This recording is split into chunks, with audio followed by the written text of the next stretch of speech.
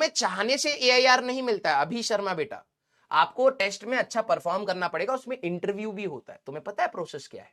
आपके शायद I think अलग सर आएंगे और वो सारी चीजें आपको बताएंगे भी, ठीक है, संवाद होगा अगर फ्यूचर में तो वो आपको बताएंगे। उसमें आपका टेस्ट के सारे एनालिसिस लिए जाएंगे, उसका एक अलग टेस्ट होगा, आप चीटिंग नहीं कर सकते, प्रॉक्टर टेस्ट लिया जाएगा।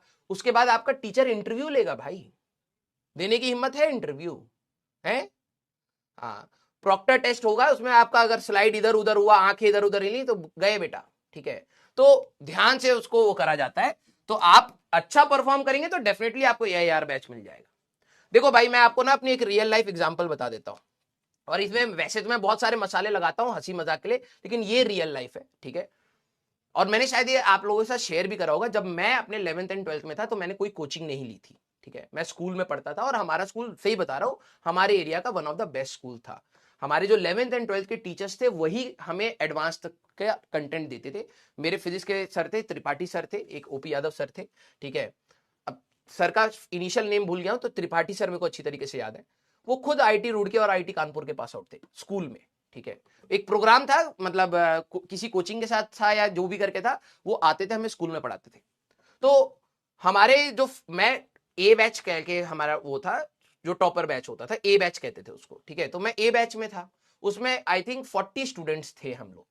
जब पूरी 11th एंड 12th खत्म हो गई, मैं हमेशा A बैच में रहा। फिर उसके बाद एक आखिरी में एक टेस्ट लिया गया, जब प्री बोर्ड से पहले की आप बात बोल सकते हैं, अक्टूबर नवंबर के आसपास, और उससे बनाया गया A1 बैच। उसमें सिर्फ 15 बच्चे, 20 बच्चे रखे गए थे, मुझे याद है 20 बच्चे रखे गए थे, ठीक है। जब वो टेस्ट हुआ तो मेरी 21वीं रैंक थी, 21वीं रैंक। तो मेरे को वो बैच नहीं मिला, और बिलीव मी, मैं इतना ज्यादा डिप्रेस बोलिए या परेशान बोलिए या इरिटेटेड बोलिए, ठीक है, मेरे को हुआ कि यार मेरे को उस बैच में बैठना था, ठीक है।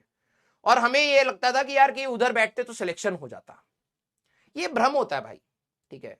क्योंकि जिस दिन रिजल्ट आया, बिलीव मी, उस A1 बैच से 2009 का IIT का टॉपर नितिन जैन उसी बैच में ही था, ठीक है।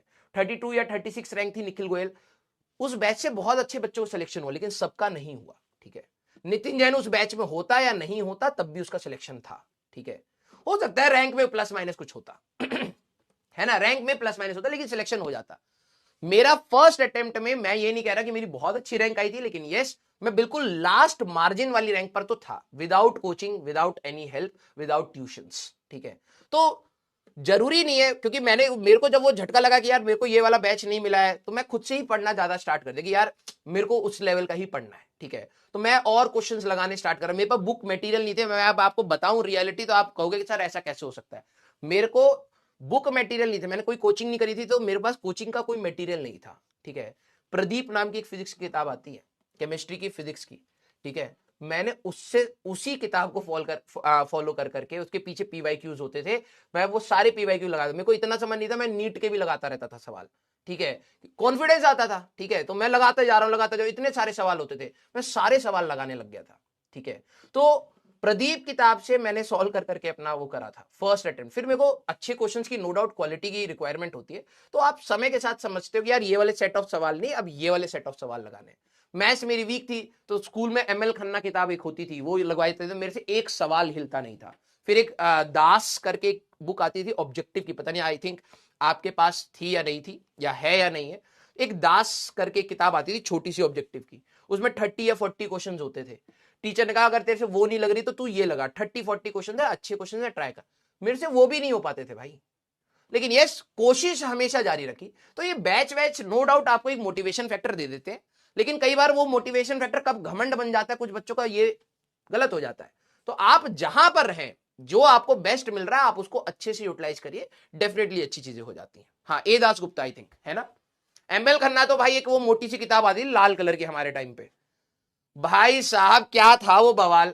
और तुम बिलीव नहीं करोगे, हमारी क्लास में ML खन्ना एक एक क्वेश्चन टीचर करा रहा होता था, ठीक है। एक एक क्वेश्चन, बच्चे कहते हैं ये डाउट है, ये डाउट, मेरे से हिल ही नहीं रहे सवाल, लेकिन ठीक है, तब भी सिलेक्शन हुआ ना। मैं ये नहीं कह रहा बहुत अच्छा हुआ भाई, ठीक है, नहीं गलतियां हुई होंगी कुछ, ठीक है, हो जाता है भाई। आप अपनी तैयारी को बहुत साउंड तरीके से, अपने आप को शांति रख के करें, डेफिनेटली सिलेक्शन हो। देखो भाई, मैं हो सकता हूं मैथ्स में बहुत ही ज्यादा खराब था अपने टाइम पे, लेकिन केमिस्ट्री मेरी बहुत स्ट्रांग थी। लेकिन मेरे को आज की डेट में मेरे को ये नहीं पता मैंने कहां कहां गलती करी है। बस एक सवाल याद है, एडिटा, EDTA करके होता था, उसका डायग्राम आता था हर बार बनाने के लिए, तो मैं हर बार सही करता था। और एडवांस के पेपर में सेकंड शिफ्ट का पेपर था, मुझे अच्छी तरीके से याद है, उस समय single choice correct option 5 mark में आए थे और मैंने ये खराब कर दिया था। ईडीटीए वो गलती से याद है।